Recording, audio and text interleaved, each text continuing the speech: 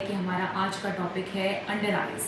Basically under eyes या eyes के around जो एरिया जो स्किन होती है वो हमारे बाकी फेस की स्किन और बाकी बॉडी की स्किन से बहुत डिफरेंट होती है। कैसे डिफरेंट होती है? बिकॉज ये स्किन जो है ये 3 टाइम्स कंपैरेटिवली 3 टाइम्स पतली होती है, थिन होती है as compare to rest of our facial skin. यानी कि हमारे फेस की स्किन से 3 टाइम्स ये स्किन पतली होती है।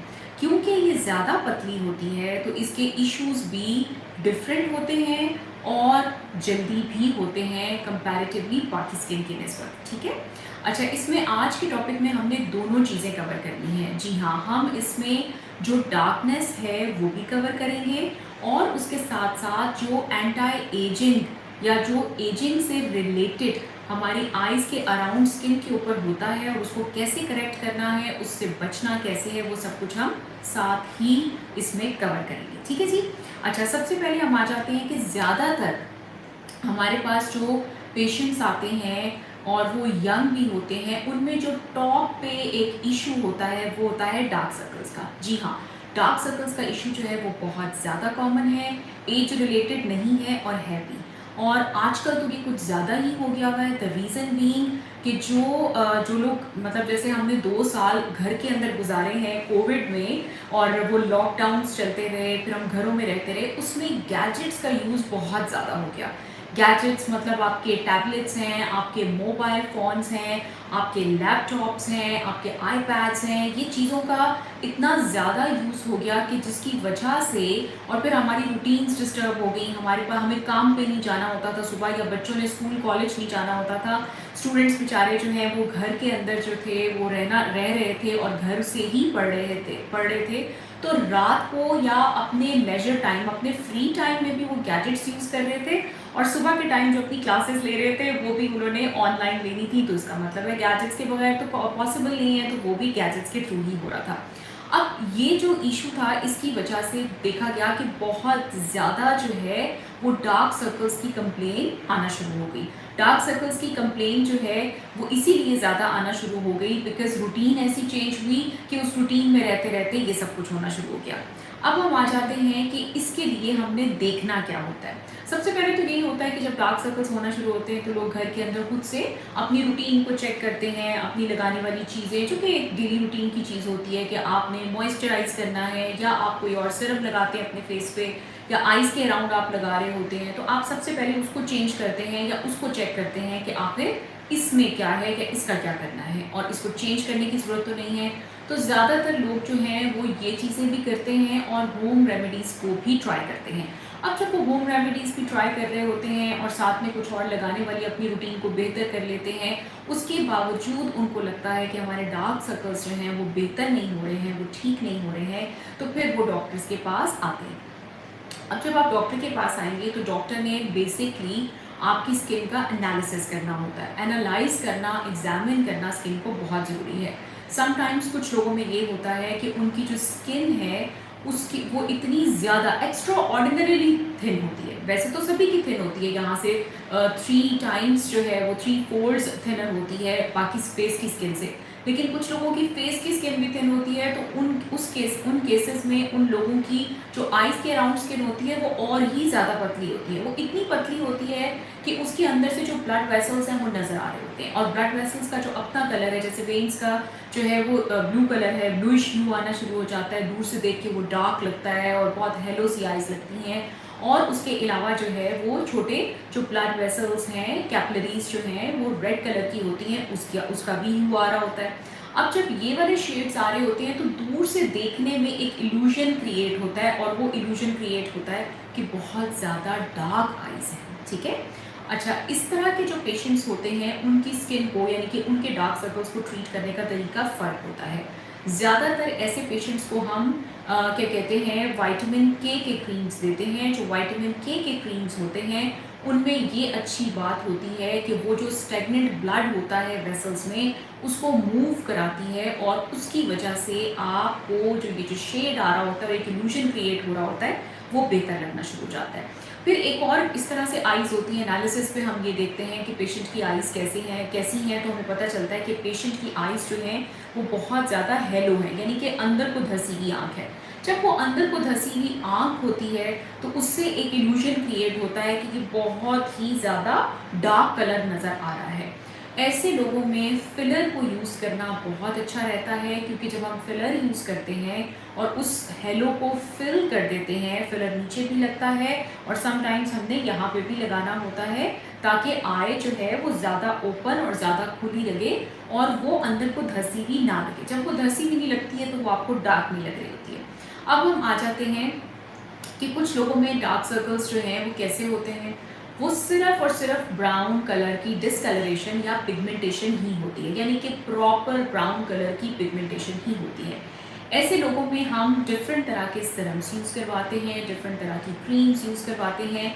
बेसिक जो चीज़ जिसको हम स्टार्ट करवाते हैं उसके अंदर आ जाता है विटामिन सी। उसके बाद ग्लूटाथायोन भी यहाँ पे सेफ होता है, वो भी हम अराउंड आइज जो है वो यूज़ करवाते हैं। ठीक है जी। तो ये तो हो गया हमारे पास कि अगर आपके डार्क सर्कल्स हैं तो आपने क्या करना है। अब मैं आपको कुछ डार्क सर्कल्स के हवाले से होम रेमेडीज़ बता रही हूँ। होम रेमेडीज़ में सबसे टॉप के ऊपर जो आती है दैट इज़ कॉफ़ी। आपने कुछ भी नहीं करना, आपने ये करना है कि आपने कॉफ़ी ले लिया। कॉफ़ी का जो पाउडर होता है घरों में अवेलेबल होता है, आम हम यूज़ कर रहे होते हैं, उसमें आपने बिल्कुल फ्यू ड्रॉप्स, यानी कि हमें थिक पेस्ट बनानी है, हमें पानी की तरह उसकी रनी कंसिस्टेंसी नहीं करनी है। तो आपने उसकी थिक पेस्ट बनानी है। आप जितना पाउडर लेंगे उसी के हिसाब से आपने देख के उसके अंदर फ्यू ड्रॉप्स डालने हैं, ताकि वो मिक्स भी हो जाए और एक पेस्ट बन जाए।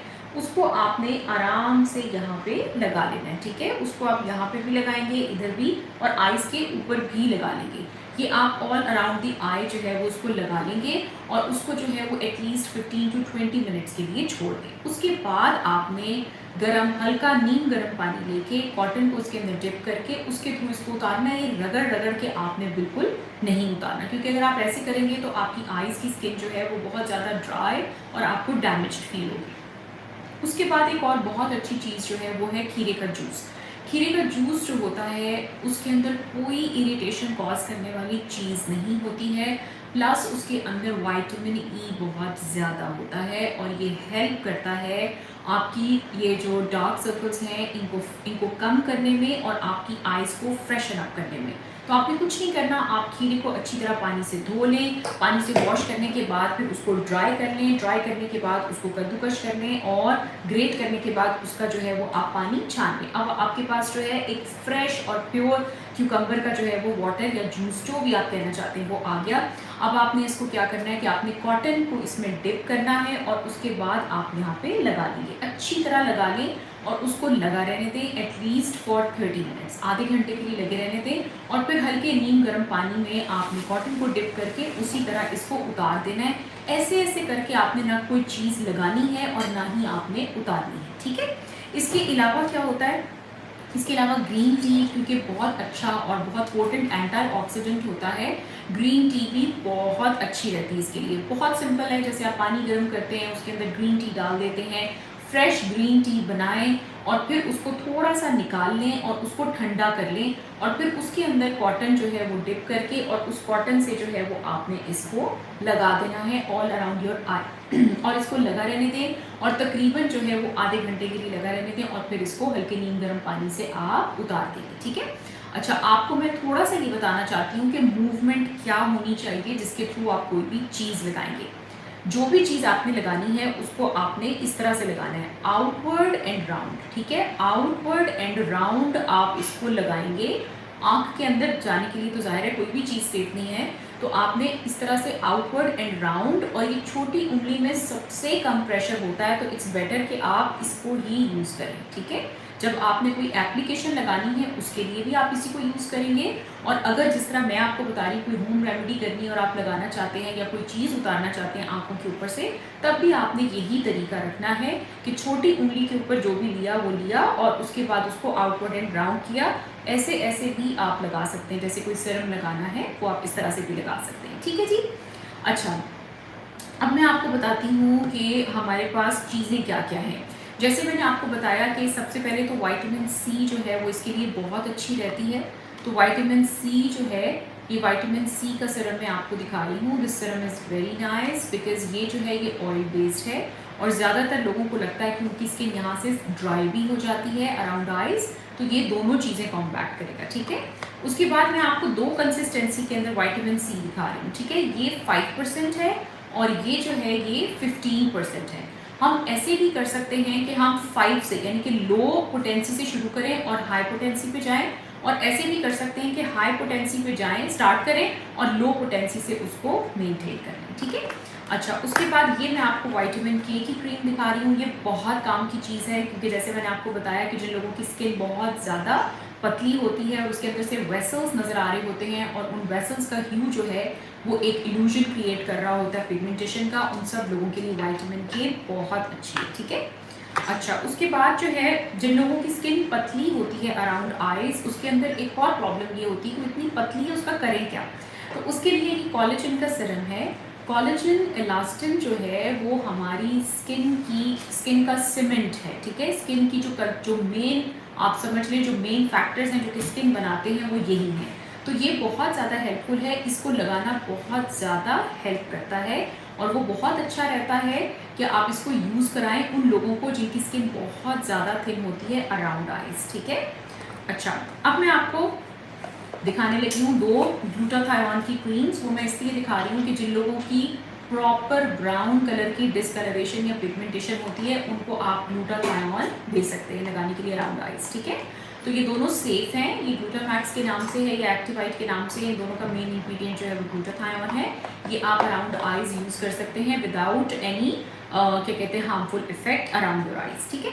अब हम आ जाते हैं कि बहुत दफ़ा ऐसा होता है कि सब कुछ कर लिया, ठीक है, सब कुछ क्या कर लिया। समटाइम्स तो ये होता है कि पेशेंट एनीमिक होता है, और उसकी वजह से उसके डार्क सर्कल्स बहुत ज़्यादा होते हैं। इसलिए जब पेशेंट हमारे पास आता है तो हम उसके कुछ रिक्वायर्ड ब्लड टेस्ट भी कराते हैं, जिसमें टॉप के ऊपर आता है हीमोग्लोबिन। नंबर 1 पे आ जाएगा हीमोग्लोबिन, नंबर 2 पे आ जाएगा विटामिन बी के लेवल्स, और फिर नंबर 3 पे आ जाता है विटामिन डी के लेवल्स।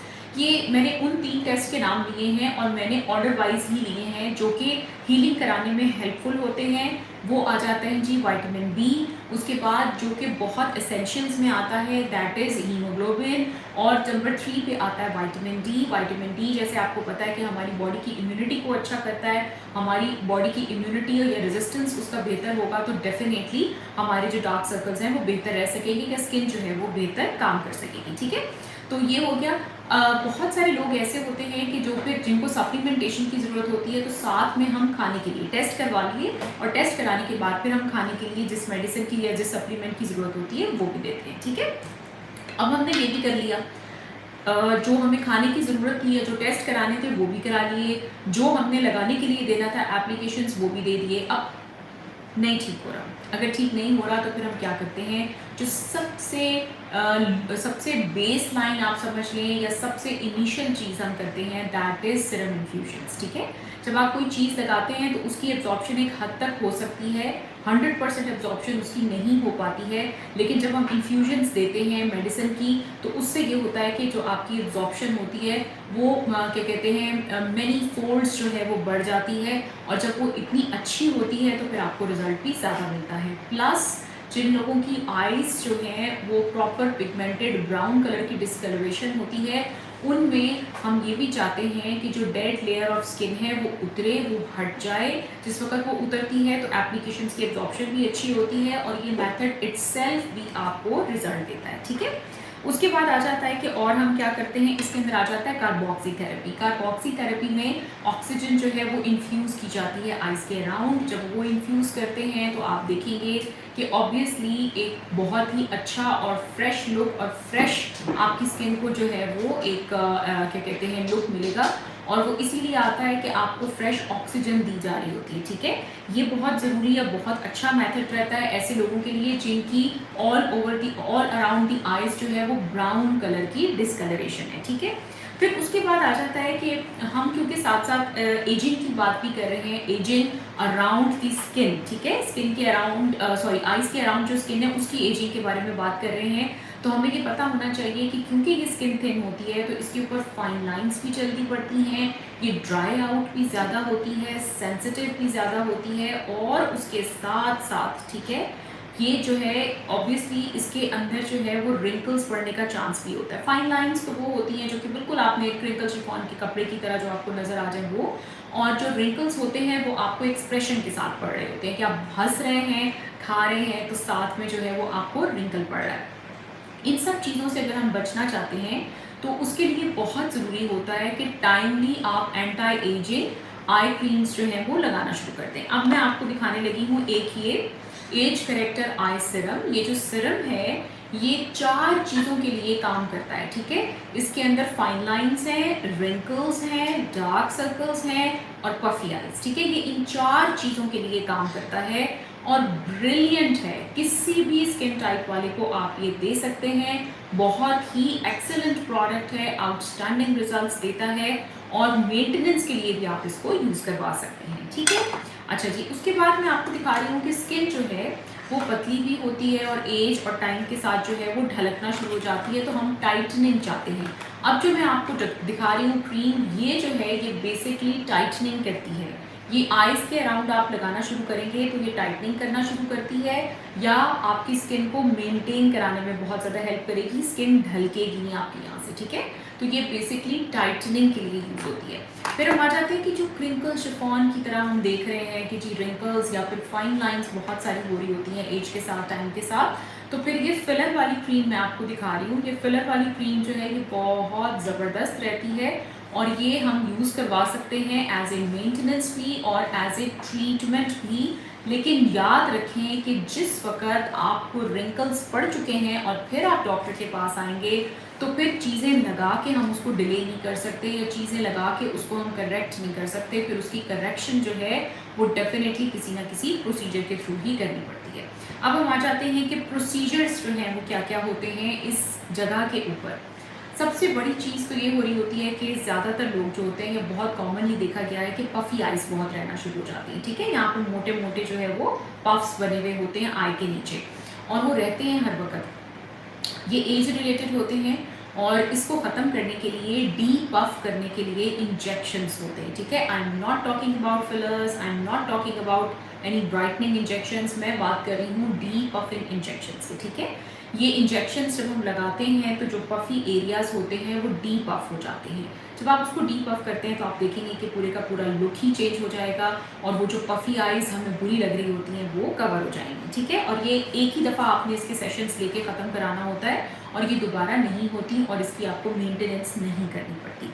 फिर हम आ जाते हैं कि और क्या चीज़ होती है, देन इट्स मीज़ोथेरेपी। मीज़ोथेरेपी जो है वो इस तरह से अच्छी रहती है कि आप हाइलुरोनिक एसिड जो है वो इंजेक्ट कर सकते हैं आइज़ के अराउंड यहाँ तक, और इससे क्या फ़ायदा होता है कि जो बहुत बारीक वाली फाइन लाइंस होती हैं क्रिंकल शिफॉन के कपड़े की तरह, वो जो है वो कवर हो जाती हैं, ठीक है जी। उसके बाद हम आ जाते हैं थ्रेड्स। समटाइम्स हम यहाँ पे थ्रेड्स भी यूज़ करते हैं। वो जो आपकी लैक्स या लूज स्किन होती है या उसके अलावा फाइन लाइंस होती हैं उनको ख़त्म करते हैं, क्योंकि जब हम थ्रेड्स लगाते हैं तो नेचुरली कोलेजन इलास्टिन बूस्ट होती है उस एरिया में और उससे आपको बहुत फ़र्क पड़ेगा। उसके बाद हम आ जाते हैं जी और क्या चीज़ हम करते हैं, ऑब्वियसली फिलर्स, तो आप सब ने उसका नाम सुना होगा। और फिलर्स हम यूज़ करते हैं किस लिए कि हम चाहते हैं कि अगर यहाँ पे डेप्थ है, आंखें अंदर को धंस गई हैं, उसको हम कवर कर लें। और उसके साथ साथ समटाइम्स ये होता है कि बहुत ज़्यादा ड्राई पार्च्ड स्किन होती है कुछ लोगों की यहाँ से और पतली भी बहुत होती है, तो उसमें फिलर्स जो हैं वो बहुत अच्छा काम करते हैं, ठीक है जी।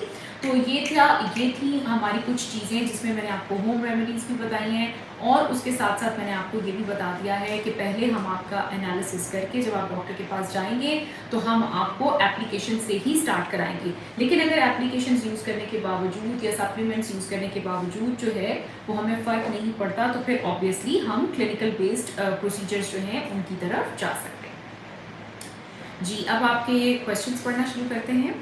मून स्काई कह रहे हैं डार्क सर्कल्स हैं, एनीमिया भी है, कोई टिप्स बता दें डार्क सर्कल्स लाइट हो जाएं। अच्छा, मून स्काई मैंने भी यही आपको बताया है अभी आज के सेशन में कि अगर एनीमिया होगा तो डार्क सर्कल्स कैसे जाएंगे। तो आपने अपनी सप्लीमेंटेशन जो है वो ज़रूर लेनी है ताकि आपका आयरन, आपका हीमोग्लोबिन जो है वो पूरा हो सके। और उसके साथ साथ लगाने के लिए देखें, मैंने 2 क्रीम्स दिखाई हैं ग्लूटाथायोन की, और उसके साथ मैंने आपको विटामिन सी भी दिखाया, ठीक है। आप ये दोनों चीज़ें यूज़ कर सकते हैं, बट याद रखें कि अगर आप एनीमिक हैं तो आप कैसे ठीक होंगे, उसके लिए सप्लीमेंटेशन लेना और अपना एनीमिया जो है उसको ख़त्म करना बहुत ज़रूरी है। मून स्काई कह रहे हैं ड्राई शैम्पू का नाम बता दें, आपने यूज़ किया हो और अच्छा हो। अच्छा, आप थोड़ा सा वेट करें, मैं दिखाती हूँ। एक्सक्यूज़ मी, इसमें से ज़रा ड्राई शैम्पू निकाल दें। मैं आपको ड्राई शैम्पू दिखा रही हूँ। मैं आपको इसलिए दिखा रही हूँ ताकि आपको अंदाज़ा हो जाए कि ड्राई शैम्पूज़ जो हैं वो कैसे होते हैं, ठीक है। और ये आपको ईजीली अवेलेबल हैं। जैसे मैं आपको ये वाला दिखा रही हूँ, ये देखें, ये जो है वो बेटीस्ट का है, ठीक है। ये वाला देख लें, ये बेटीज का है। और ये वाला ड्राई शैम्पू जो है ये अच्छी क्वालिटी का ड्राई शैम्पू है, और जब आप इसको यूज़ करेंगे तो ये बहुत ही ज़्यादा आपके बालों को एक फ्रेश फ्रेगरेंस भी देगा, और जो लुक है वो भी बिल्कुल फ्रेश कर देगा, ठीक है। ये आपको ऑनलाइन लेना पड़ेगा, ये ज़्यादातर जो है वो आपको इस तरह से अवेलेबल नहीं होगा कि आप उधर चले गए हैं और ये अवेलेबल हो, ये नहीं होगा, ठीक है। आप फार्मेसी पे चले गए तो अवेलेबल हो, कम अवेलेबल होते हैं, ज़्यादातर आपको ऑनलाइन मिल जाएंगे, ठीक है। मून स्काई कह रहे हैं आपकी टिप्स बहुत अच्छी होती हैं एंड आप डिटेल में आंसर करती हैं, थैंक यू सो मच, और माय प्लेजर। मून स्काई कह रहे हैं फेस पर सोप यूज़ कर सकते हैं, क्यों नहीं यूज़ कर सकते। सोप और जो फेस वॉशेज़ होते हैं उनका मैं डिफरेंस बता दूं। जो सोप होते हैं उनका लादर बनाने के लिए उनको ज़्यादा रब करना पड़ता है, और उनका पीएच जो है वो मोस्टली बैलेंस नहीं होता। और जो आपके होते हैं फेस वॉशेस होते हैं, यूजुअली उनका पीएच बैलेंस्ड होता है, और वो ऑलरेडी लिक्विड फॉर्म में या फिर जो है वो फोमी कंसिस्टेंसी में होते हैं, जिसकी वजह से आपको रबिंग एक्शन नहीं करना पड़ता स्किन पे। मून स्काई कह रहे हैं आपने कहा था कि सल्फेट फ्री शैम्पू यूज़ करें, नेम बता दें जो मार्केट में अवेलेबल हो। मून स्काई मैंने बहुत दफ़ा बताया हुआ है आपको, लॉरियल के sulphate free shampoos easily available हैं। इसके अलावा आपको किसके अवेलेबल हैं जो कि इजीली अवेलेबल हैं, वो आ जाते हैं ट्रेसेमे के, ठीक है। दोनों कंपनीज़ के अवेलेबल हैं, आप किसी का भी ले सकते हैं। मून स्काई कह रहे हैं आपकी क्लिनिक में लिप बाम हैं, कौन सी हैं, विंटर में बहुत ड्राई हो जाते हैं। जी, लिप बाम्स अवेलेबल हैं क्लिनिक में। आप क्लिनिक के नंबर्स जो डिस्प्ले हो रहे हैं उस पर कॉल करके इन्फॉर्मेशन ले सकते हैं, डिटेल्स ले सकते हैं और मंगवा भी सकते हैं। शाजिया हामिद कह रही हैं अस्सलाम वालेकुम, I am your fan from 15 years, please suggest glowing and fairness cream for teenagers. Wow Shazia, आप मुझे लास्ट 15 ईयर्स से जो है वो फॉलो कर रही हैं, थैंक यू वेरी मच। अच्छा, जो टीनेजर्स हैं उनके लिए इस किस्म की 2 जैसे मैंने क्रीम्स दिखाई हैं ग्लूटाथायोन की, ये दोनों बहुत अच्छी हैं, ठीक है। वो ये ले सकते हैं, ये लगा सकते हैं, ये सुबह भी लगाई जा सकती हैं और रात में सोने से पहले भी लगाई जा सकते हैं, क्योंकि उनका बाहर जाना ज़्यादा होता है, उन्होंने कॉलेज, स्कूल, यूनिवर्सिटी ज़रूर जाना होता है, रोज़ जाना होता है, तो it's necessary to use sun block.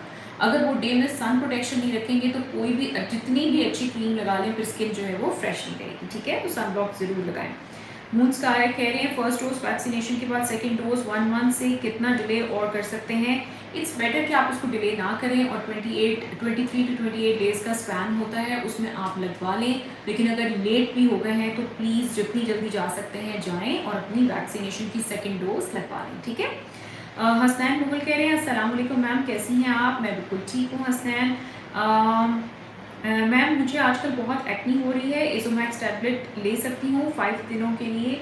जी आप ले सकती हैं, लेकिन याद रखें कि ये जो होता है ना जो एंटीबायोटिक्स होते हैं ये आप हर वक्त नहीं ले सकते, और अपने माइंड में रखें अगर आप 5 to 7 डेज़ लेना चाहती हैं तो ले लें, उसके बाद ना लें। और अगर आपकी एक्नी सेटल नहीं हो रही है या सेटल्ड नहीं रह रही है तो फिर आपने डॉक्टर को ज़रूर दिखाना है, ठीक है। उसके बाद हफ्सा आना है, ठीक है।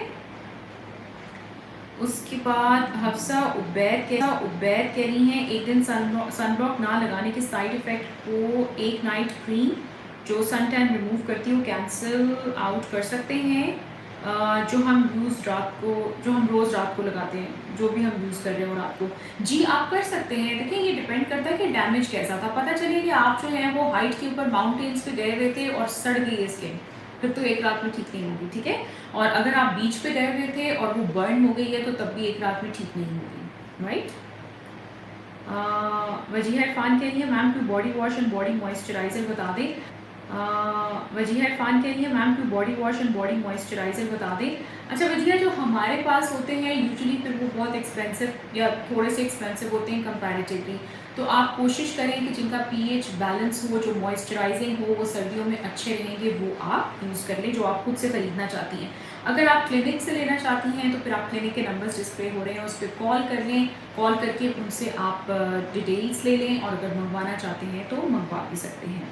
हफ्सा उबैद के लिए अस्सलाम वालेकुम, you are the best dermatologist because आप फ्री ऑफ कॉस्ट हमें गाइड करती हैं, हमारी स्किन की केयर करती हैं, keep it up. Thank you very much Hafsa. मैं डेफिनेटली आप लोगों से ही मिलने के लिए आती हूँ और आप लोगों के लिए ही आती हूँ। हफ्सा उबैद कह रही हैं क्या फेस को डबल क्लिनस करने के लिए हम फेस को at a time 2 bar face wash से धो सकते हैं?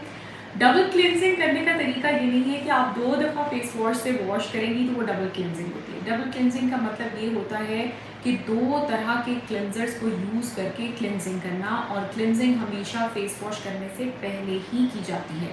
अच्छा, इसमें डबल क्लिनज करने का तरीका क्या है? आप कोई से भी जो है वो यूज़ कर सकते हैं। मेकअप रिमूवर यूज़ कर सकते हैं, या फिर आप यूज़ कर सकते हैं मेकअप रिमूविंग वाइप्स, ठीक है। उससे आप पहले मेकअप को साफ़ कर लेंगे, उतार लेंगे। एक दफ़ा आपने मेकअप उतार लिया होगा, उसके बाद जो है वो आप क्लिनज़र से क्लिनजिंग करेंगे, ठीक है। क्लिनजर्स डिफरेंट फॉर्म में होते हैं, जेल फॉर्म में होते हैं, बाम फॉर्म में होते हैं, और उसके अलावा लिक्विड फॉर्म में भी होते हैं, पेस्ट की फॉर्म में या क्ले की फॉर्म में भी होते हैं, ठीक है। उसके बाद आप उससे क्लिनजिंग कर लेंगे, और क्लिनजिंग करने के बाद फिर आप फेस वॉश करेंगे। This is called as double cleansing, ठीक है। डबल क्लिनजिंग का मतलब ये नहीं है कि आपने फेस वॉश को 2 दफ़ा फेस पे लगा लिया और डबल क्लिनजिंग होगी, उससे कोई क्लिनजिंग नहीं होती है, ठीक है। हफ्सा उबैद के लिए क्या अडेप्टो क्रीम अंडर आर्म्स को लाइट करने के लिए यूज़ कर सकते हैं? जी नहीं, बिल्कुल नहीं कर सकते।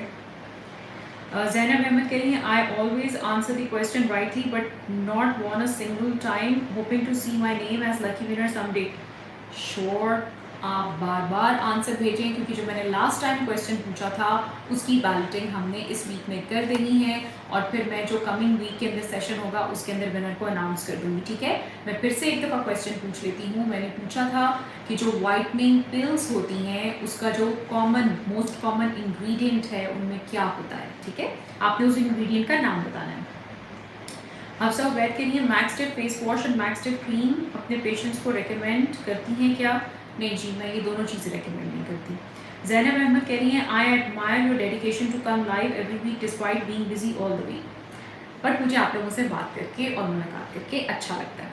वजिया इरफान कह रही है मैम मेरे 2 C-सेक्शन हुए हैं, एनेस्थीसिया स्पाइनल था, अब मेरी बैक में पेन रहता है, कुछ बता दें। वैसे वजिहा ये ज़्यादातर कुछ अर्सा रहने के बाद ठीक हो जाता है, बट अगर आपको परसिस्ट कर रहा है तो इट्स बेटर कि आप एक दफ़ा ऑर्थोपेडिक को दिखा दें, ठीक है। हड्डियों वाला जो डॉक्टर होता है उसको एक दफ़ा दिखा दें। बताने से कुछ नहीं होगा, आपको अपनी पोजीशन भी देखनी पड़ेगी कि आप अपनी किस पोजीशन में क्या होता है, और क्योंकि वो जो स्पाइनल एनेस्थीसिया होता है उसकी वजह से आपको दर्द रह रही होती है, इट्स बेटर कि आप एक दफ़ा डॉक्टर को दिखा दें, ठीक है। हड्डियों के जो डॉक्टर होते हैं, ऑर्थोपीड्स जो होते हैं, उनको दिखा दें, वो आपको हेल्प आउट कर देंगे कि अगर तो आपकी पोजीशन या क्या चीज़ सही रखने से वो सही रह सकता है, या कोई उन्होंने मेडिसिन ऐसी ऐड करनी है तो वो आपको दे देंगे।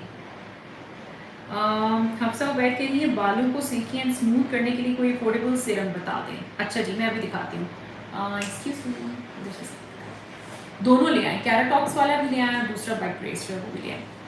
अच्छा देखें, जो बालों की चीज़ें होती हैं, जैसे स्किन की चीज़ें होती हैं ना, ये ऊपर से लगानी होती हैं, और अगर इनकी क्वालिटी अच्छी नहीं होती है तो फिर रिजल्ट भी उतना अच्छा नहीं होता। जितनी अच्छी क्वालिटी होगी उतना अच्छा ही रिजल्ट होगा, ठीक है।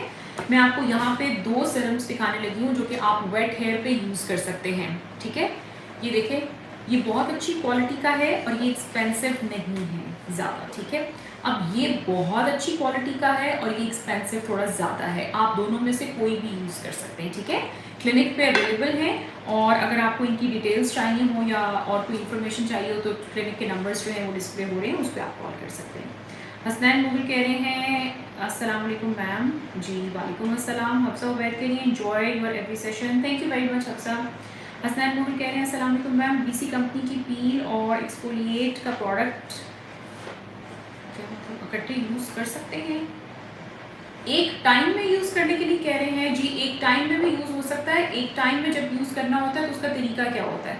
सबसे पहले जो है वो आप क्लेंजिंग करते हैं, क्लेंजिंग करने के बाद आप फेस वॉश करेंगे, फेस वॉश के बाद आप एक्सफोलिएट करेंगे और एक्सफोलिएट करने के बाद फिर आप पील यूज़ करेंगे। पील को हटाने के बाद जो है वो आप यूज़ करेंगे अपना मास्क, और मास्क को उतारने के बाद फिर जो है वो आप टोनर यूज़ करते हैं और उसके बाद कोई सीरम, मॉइस्चराइज़र, कोई भी क्रीम जो है वो आप लगा सकते हैं, ठीक है। रज़ा अली कह रहे हैं बायोटेन और ग्लूटाडोज इकट्ठे यूज़ कर सकते हैं? जी जी बिल्कुल कर सकते हैं। रज़ा अली कह रहे हैं मेरे हस्बैंड के हेयर फ्रंट से कम हो गए हैं, क्या यूज़ करें? अच्छा, सबसे पहले तो ज़्यादा अच्छा तो यही है कि आप माइनॉक्सिडिल की स्प्रे जो है 2.5% उससे स्टार्ट कर लें, उसको लगाना शुरू करें, उसको एटलीस्ट 3 मंथ्स लगाएं और फिर उसका रिजल्ट देखें, ठीक है। अनीला राजा कह रही है AHA 8% पील यूज़ करने के बाद स्किन पील होती है क्या, और इसको यूज़ करने के बाद हम टोनर और नाइट क्रीम्स यूज़ कर सकते हैं? जी आप बिल्कुल यूज़ कर सकते हैं। मुझे नहीं पता आप कौन सा AHA 8% यूज़ कर रही हैं, क्योंकि ये डिफरेंट डिफरेंट तरह के होते हैं और इनको यूज़ करने का तरीका भी फ़र्क होता है, ठीक है। तो बी वेयर ऑफ इट कि ये नहीं होता कि हर हर जो AHA 8% है उसके लगाने का एक ही तरीका होगा और वो क्या करता है वो भी सेम नहीं होगा, ऐसे नहीं होगा। अच्छा, उसके बाद अनीला राजा कह रही हैं अस्सलाम वालेकुम डॉक्टर साहिबा, आपने मुझे ग्लूटाविट कैप्सूल दिए थे, ये कितने मंथ तक यूज़ करने हैं और इनका रिज़ल्ट कब तक मिलेगा? आपकी प्रिस्क्रिप्शन पे लिखा होगा, आप अपनी प्रिस्क्रिप्शन पढ़ें उसके ऊपर, और या फिर मैंने जहाँ ये टैबलेट्स लिखी हुई हैं उसके आगे लिखा होगा कि आपने इसको कैसे खाना है और कितनी देर यूज़ करना है, उसको पढ़ें और उसके अकॉर्डिंगली चलें, ठीक है। मुझस्काई कह रहे हैं विनर का अनाउंस आज नहीं करना क्या? नहीं जी, विनर का अनाउंस आज नहीं करना, मैं नेक्स्ट वाले सेशन में करूँगी। हसनैन मोहन कह रहे हैं अस्सलाम वालेकुम मैम, बीसी कंपनी की पील को यूज़ और कितनी देर यूज़ कर सकते हैं? कैसे और कितनी देर यूज़ कर सकते हैं? आप हमेशा यूज़ करते रह सकते हैं, उसमें कोई हर्ज नहीं है। और यूजुअली जो है वो पील को आप 10 टू 15 डेज़ में एक दफ़ा यूज़ करें। 15 डेज़ मतलब जल्दी जल्दी यूज़ ना करें, 15 डेज़ में एक दफ़ा यूज़ करें तो वो अच्छा रहता है और आप यूज़ करते रह सकते हैं लंबे अरसे के लिए, कोई हर्ज नहीं है। हसनैन मुगल कह रहे हैं अस्सलाम वालेकुम मैम, आई लैश की ग्रोथ के लिए कोई टिप बता दें यार, उसकी कोई टिप नहीं है, लेकिन अगर आप चाहते हैं कि आपको कुछ ट्राई करना है तो फिर जो है वो आप कैस्टर ऑयल जो होता है वो लगा सकते हैं, ठीक है। It's a bit messy, try करना है तो आप कर लें, ठीक है। घर से तो यही मैं आपको बताऊँगी, उसके अलावा नहीं। अच्छा, उसके बाद ट्रैवलिंग इन विलेज व्लॉग्स कह रही ma'am derma future brightening serum में अल्फा एल्बुटीन है, अगर है तो कितने % है? ब्राइटनिंग सीरम डर्मा फ्यूचर का ब्राइटनिंग सीरम इसका अच्छा है, और इसके अंदर मेरे ख्याल है आप जिसको ब्राइटनिंग सीरम कह रही है वो विटामिन ए के साथ है, और उसके अंदर विटामिन ए जो है वो 2% है, उससे ज़्यादा नहीं है, ठीक है। सबा खान कह रही है मैम आइज़ के अराउंड और ऊपर बहुत डार्कनेस है। सबा, हमने पूरे का पूरा सेशन इस पर किया है, आप इसको दोबारा देखें और जो भी चीज़ आपको समझ आ रही है, क्योंकि उसमें मैंने सारी चीज़ें कवर करने की कोशिश की है, तो जो आपके लिए अप्रोप्रिएट चीज़ होगी आप उसको पिक एंड चूज़ कर सकती हैं। वजीहा इरफान कह रही मैम डार्क नेक को ठीक करने के लिए कुछ बता दें। वजीहा, मैंने जो सेशन किया था जो कि डार्क अंडर आर्म्स और अंडर लेग्स के लिए था, उसके लिए जो जो चीज़ें मैंने दिखाई थी वो सब आप अपनी बैक ऑफ नेक के लिए यूज़ कर सकते हैं, तो प्लीज़ आप उसको दोबारा से देख लें और उसमें से जो है वो आपको सारी इन्फॉर्मेशन मिल जाएगी। हसनैन मुगल कह रहे हैं अस्सलाम वालेकुम मैम, मेरा 1 साल का बेटा बहुत वीक है, अगर पेडिक्योर मिल्क में मिक्स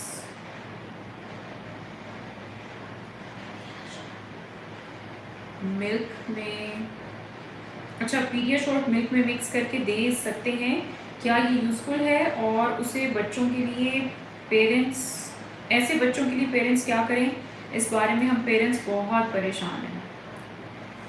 अच्छा, मैं आपको एक चीज़ बताना चाहती हूँ। देखिए, सारे बच्चे जो हैं वो डिफरेंट होते हैं। ऐसा बिल्कुल नहीं होगा कि हर बच्चा जो है वो कोई स्टैंडर्ड तरीका है और उसमें बच्चे ने खाना है और इतना खाना है और सारे बच्चे एक जैसे होंगे, एक जैसे उनकी बॉडी होगी और एक जैसे उनकी हाइट बढ़ेगी, एक जैसा उनका वेट बढ़ेगा, ऐसा बिल्कुल नहीं होता। मदर्स जो होती है ना वो कुछ ज़्यादा परेशान इसलिए हो जाती है कि उनको लगता है कि उनका बच्चा कुछ नहीं खाता, दूसरे का बच्चा जो है वो इतना बड़ा हो रहा है, मोटू हो रहा है और प्यारा हो रहा है, और ये मेरा बच्चा जो है ये उससे इतना बड़ा क्यों नहीं हो रहा, उससे इतना मोटा क्यों नहीं हो रहा, उतना हेल्दी क्यों नहीं हो रहा। देखिए हर बॉडी फ़र्क होती है। समटाइम्स ऐसी बॉडीज़ होती हैं कि उनका मेटाबॉलिज़्म ऐसा होता है कि वो मोटी हो के ही नहीं देती हैं। मतलब वो बच्चा आप उसको सुबह से लेके रात तक भी खिला लें, उसने मोटा या चर्बी नहीं होना तो उसने नहीं होना, ठीक है? मैं आपको ये कहना चाहती हूँ कि पीडियाश्योर दे तो सकते हैं, लेकिन जब आप पीडियाश्योर देंगी तो आप देखेंगी कि वो इतना हैवी होता है कि वो बच्चा बिल्कुल ही कुछ नहीं खाएगा, सारा दिन कुछ नहीं खाएगा। तो आप ऐसा करें कि आप नेचुरल चीज़ों के ऊपर रखें उसे, नेचुरल चीज़ों में डिफरेंट डिफरेंट चीज़ें ट्राई कराएं, उसके पीछे ना भागें, वो चीज़ें डिफरेंट शक्ल की डिफरेंट तरह की बना के आप रख दिया करें। और जब उसको भूख लगेगी यार कुछ तो खाएगा ना, ये तो नहीं हो सकता ना कि वो 5-5 दिन 4-4 दिन भूखा रहेगा, डेफिनेटली बच्चा खा लेगा। बस आप परेशान होकर उसके पीछे पीछे ना फिरें, आप कोशिश करें कि डिफरेंट कलरफुल सी डिशेज़ या चीज़ें बना के और रख दिया करें, और उसको कहें नहीं कि इसको खाए, ठीक है? उसको गिराने दें या उसको देखने दें, उसे टच करने दें, उसे ट्राई करने दें, उसे कोई ना कोई डिफरेंट चीज़ों का टेस्ट पसंद आ जाएगा, और डिफरेंट टेस्ट आपने उसको बना के देना है। अगर आप उसको सेम टेस्ट देने की कोशिश करते जाएंगे बार बार, या ब्लैंड ब्लैंड सी चीज़ें देंगे तो बच्चों को नहीं भी पसंद आती, क्योंकि हर बच्चे का टेस्ट फ़र्क होता है, और फिर उसको नहीं अच्छी लगती है तो उसको खाता नहीं है। लेकिन आप कोशिश करें कि आप बच्चे को नेचुरली जितनी भी चीज़ें आप खुद बना के दे सकती हैं, खुद पका के दे सकती हैं, वो मुख्तलिफ़ कलर्स की और मुख्तलिफ़ डिफरेंट कलरफुल डिशेज़ में डिफरेंट तरीके से प्रेजेंट करके रख दिया करें, और उसको वो चीज़ ना दें बार बार जो वो खाना चाहता है, ताकि वो डिफरेंट चीज़ें ट्राई करे और उनको खाए। लेकिन अगर उसका पेट भर जाएगा तो फिर तो वो नहीं खाएगा। और पीडियाश्योर के साथ यही होता है कि वो आप खिलाते हैं पिलाते हैं बच्चे को तो बच्चा पी तो लेता है, लेकिन फिर उसके बाद तो वो बिल्कुल ही कुछ नहीं खाता। मतलब आप सोचें कि पूरे दिन में उसने जो है वो पीडियाश्योर एक दफ़ा पी लिया और उसके बाद कुछ नहीं खाता। तो इसलिए मैं तो उसको ज़्यादा प्रेफर नहीं करती, इस वजह से कि बच्चे फिर बिल्कुल ही कुछ नहीं खाते, वो खाते ही नहीं हैं फिर, क्योंकि उनका पेट उनको लगता है कि भरा हुआ है, तो वो बिल्कुल नहीं खाते। तो आप ट्राई करें, इंशाल्लाह आपका बच्चा भी खा लेगा। और दूसरी बात ये है कि अगर वो एक्टिव है और अगर वो मोटा नहीं भी होता, एनर्जेटिक रहता है, खेलता है, बोलता है, सारे के सारे माइलस्टोन्स उसके ठीक हैं, तो फिर इतना परेशान ना हो। वो अपने टाइम पे बड़ा भी होगा, अपने टाइम पे मोटा भी हो जाएगा, ठीक है? चलिए जी, ये था आज का हमारा सेशन, और अब हम मिलेंगे आपसे नेक्स्ट वीक, और नेक्स्ट वीक के सेशन के अंदर जो है वो मैं अनाउंस करूँगी जो कि विनर है। और अपना बहुत ख्याल रखें और खुश रहें और बिल्कुल पॉजिटिव रहें। और मैं फिर से कहूँगी, पहले भी बार बार कहती रही हूँ कि जल्दी से जल्दी जो है वो वैक्सीनेशन करवा लें अपनी वैक्सीनेशन। सब लोग जितनी जल्दी वैक्सीनेशन कराते जाएंगे उतनी जल्दी हमारी लाइफ जो है वो बैक टू नॉर्मल हो सकेगी, ठीक है जी? अपना बहुत ख्याल रखें। अल्लाह हाफिज़। नेक्स्ट टाइम आपसे फिर मुलाकात होगी एक नए टॉपिक।